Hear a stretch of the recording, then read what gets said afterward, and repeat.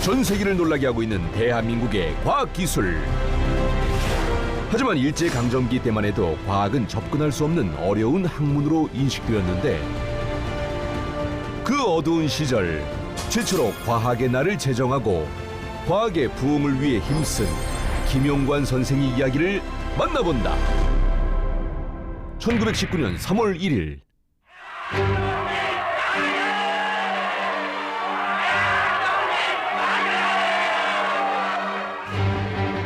대한 독립을 외치며 거리로 뛰쳐나온 민중들의 3.1 만세 물결. 이러한 항쟁 속에서 자신의 결심을 되새긴 이가 있었다. 그래, 나는 민중들에게 과학기술의 중요성을 알리는 걸 삶의 목표로 여겨야겠어. 그는 1세대 과학기술인이었던 김용관 선생이었다. 김용관 선생은 우리나라 최초의 근대 과학기술 교육기관인 관립공업전습소를 거쳐 1918년 경성공업전문학교를 1회로 졸업한 뒤 일본으로 유학을 떠났는데, 저기요. 저기 강에 세워진 저 건축물 같이 생긴 거 저건 뭡니까? 아, 저거 수력 발전소. 수력 발전소요? 하이, 그 물이 저거로 내려오면 그 전기가 생성 때문이다.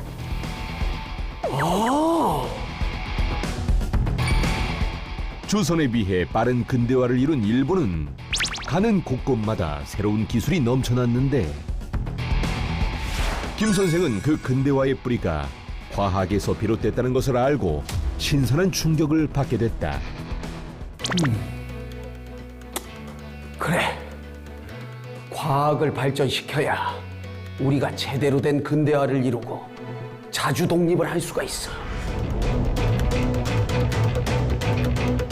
그때부터 그의 목표는 조선의 과학기술 발전이 되었는데, 그가 가장 먼저 한 일은 과학기술인들을 찾아다니는 일이었다. 지금 서양 국가에서는 전쟁이 일어났는데 전투기와 화학무기의 위력이 엄청나다고 합니다. 우리도 빨리 이런 거 만들지 않으면 뒤처지게 돼요. 그래서 뭘 만들자는 겁니까? 발명학회요. 발명학회요? 발명을 통해 과학기술인들을 양성해야겠다고 생각한 그는 41명의 지식인들을 모아 1924년 발명학회를 창립했다.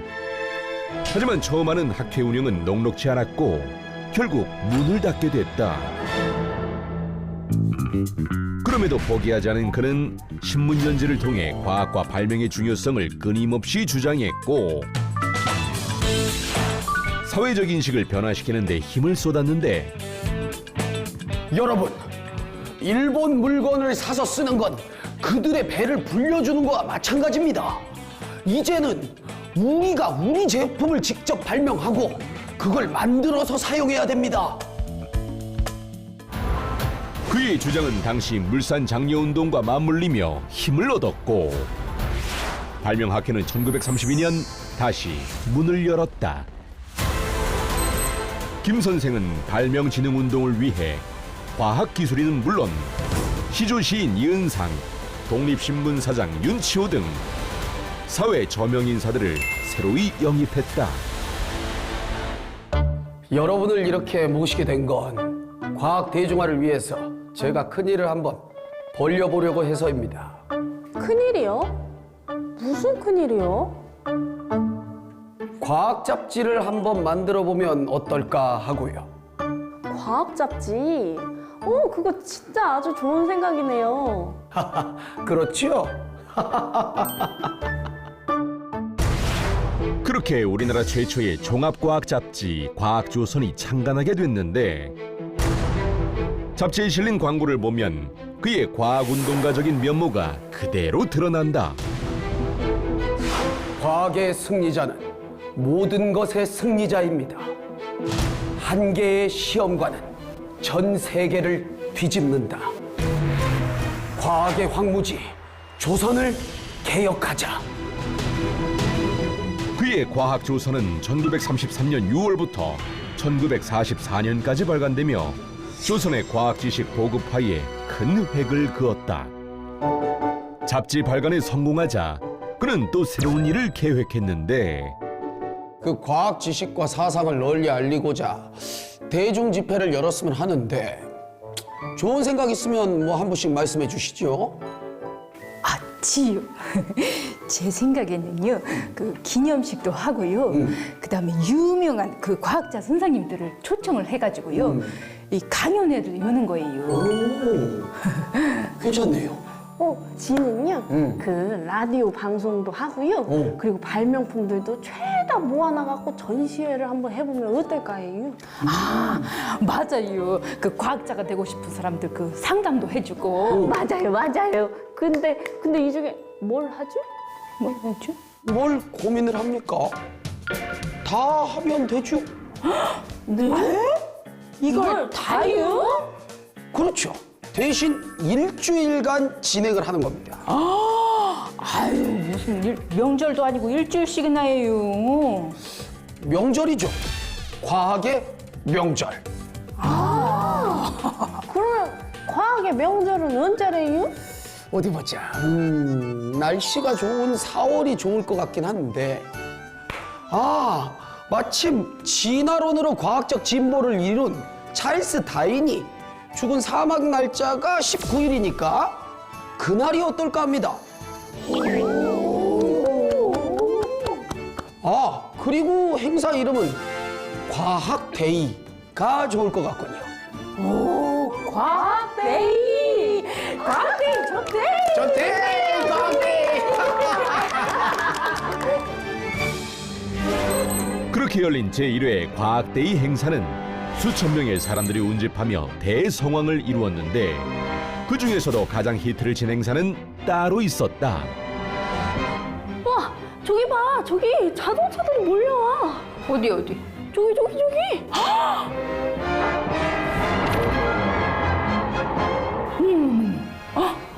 하나, 둘, 셋, 넷, 다섯. 10대도 넘어! 당시 행사 홍보를 위해 50여 대의 자동차가 행렬하는 이벤트를 열었는데 이는 경성에 있는 자동차 10분의 1이 참여한 셈이었다. 민중은 김 선생의 계획대로 최신 과학기술의 산물들을 보며 그 중요성을 깨달아갔는데 하지만 조선인들이 과학적으로 성장하는 것을 경계하던 일제에게 김용관 선생의 활동이 좋게 보일 리 없었다. 저 sen진 김용관 선생 과학구대이 에이 당장 행사 심화시키고 저 sen진 선생 잡아들여. 김 선생은 이 일로 인해 끌려가 신문을 받았고 매년 크게 성장하던 과학데이 행사는 오해를 끝으로 1938년 폐지하게 됐다. 그 후 그는 지방에서 교사 일을 하거나 경성에서 자영업을 하며 불안정한 삶을 이어갔는데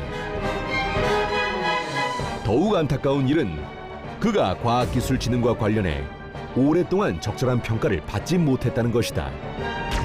김용관 선생이 받은 상은 모두 발명과 관련된 상이었고 사후에도 별다른 인정을 받지 못했다. 그의 업적은 2020년 과학기술 유공자로 선정되고 나서야 점차 알려지기 시작했는데 우리 조선은 과학이라 하면 도저히 접근할 수 없는 어려운 학문적 이론처럼 생각하여 과학이 실사회와 거의 절연 상태에 있습니다. 나는 과학 조선의 전도를 위하여 이 방면에 일하기 쉬지 아니할 것을 여러 동지들에게 호소합니다. 과학기술의 중요성을 누구보다 일찍 깨닫고 빼앗긴 땅에서 과학 대중화 활동을 벌인 선구적 과학기술 리더 김용관 선생. 그가 힘을 쏟았던 과학데이는 1967년 4월 21일 과학기술처 발족을 기념하는 의미에서 과학의 날로 재탄생했고 과학의 대중화는 그가 뿌린 씨앗으로 인해 크나큰 성장을 이루게 됐다. 이번 주 핫 이슈. 지난주까지 우리를 울고 웃게 해주었던 2022 카타르 월드컵. 하지만 축제는 끝나지 않았습니다. 왜냐하면 2022 대한민국 과학기술대전이 있기 때문이죠. 오는 15일부터 3일간 일산 킨텍스에서 열리는 과학기술대전은 우리 과학기술의 우수 성과를 공유하고 미래 과학기술의 중요성을 알리는 행사인데요. 올해는 과학기술, 미래를 답하다라는 주제로 연구성과 전시와 강연, 포럼 등이 열립니다. 과학기술 전시는 총 3개관에서 이루어지는데요. 초격차 기술관에서는 반도체, 2차 전지, 핵융합 기술과 같은 세계 최고 수준의 국내 기술 성과가 전시되고요. 미래연구관에서는 누리호, 다누리 관련 우주 전시물과 원자력, 바이오 헬스 관련 전시가 이루어집니다. 기술확산관에서는 탄소 중립 성과물과 우리 국산 기술로 만든 사족 보행 로봇 등이 시연된다고 하네요. 하지만 이게 끝이 아니죠. 과학마술부터 과학 퀴즈쇼, 각종 체험존까지 빵빵하게 준비되어 있고요. 곽재식 최린호 교수의 대중 강연도 열립니다. 대한민국 과학의 현재와 미래를 직접 만나볼 수 있는 2022 과학기술 대전. 모두 거기서 만나기로 약속.